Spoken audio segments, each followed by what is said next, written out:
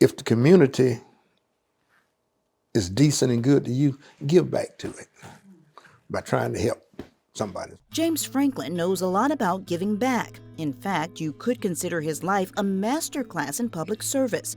At 83 years young, he's paved the way for others to follow. But his name is seemingly void of the recognition he deserves.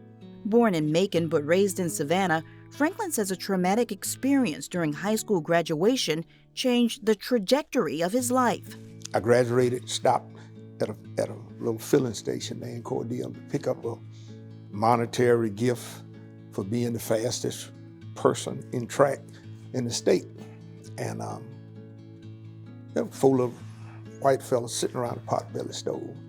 And I asked for the owner, and they said, well, he went to get a part, he'd be right back. So I was standing there by the door, and one of the guys got up and reached in his pocket and put a 38 in my nose and cocked it and said, what are you supposed to say? I said, Mama, don't drive. My daddy got 2 pistols. I knew he had one in his pocket and one under the front seat. I said, Lord, don't let us all get killed here in Cordele. And I said, tell Mr. Thing, thank you, and we'll be back. And I had the car, so let's go home. So we went on back to Savannah, and that was how I remember my graduation. And I guess from that incident, I just made up my mind that I would help people. So, after finishing school, Franklin enlisted in the U.S. Air Force. They gave me a job, a prison chaser, they called it.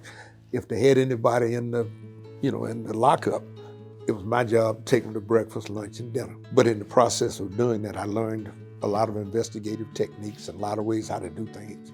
So, when I got out of service, it was just kind of right there in front of me.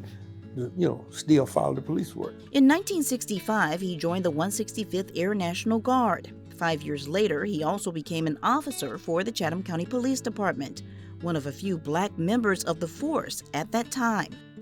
He worked his way up the ranks to become an investigator in the DA's office. He was later promoted to sergeant, then deputy assistant commander of the drug squad, and ultimately lieutenant before retiring. But it wasn't long before he'd embark on a new journey. At the urging of then interim Chatham County Public Schools Superintendent, the late Gwendolyn Goodman, Franklin accepted a job as the chief of campus police and director of security for the Board of Education, making history as the first black person to hold that position. He also played a big part in restructuring the agency. It wasn't just about taking care of the police problem. I was trying to help take care of the kids. Everybody doesn't need to go to jail, and all kids don't need to be put in juvenile. In 1998, Franklin hung up his hat for a 3rd time before becoming a school counselor in Ridgeland, then working as a loss prevention manager at a home improvement chain.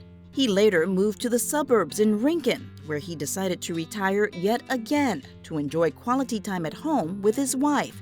And then the sheriff up here asked me if I wouldn't, come work with them.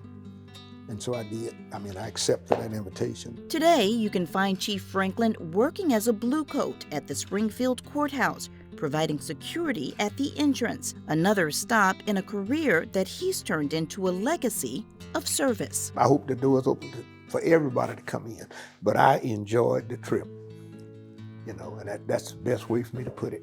Kim Gusby, WSAV News 3.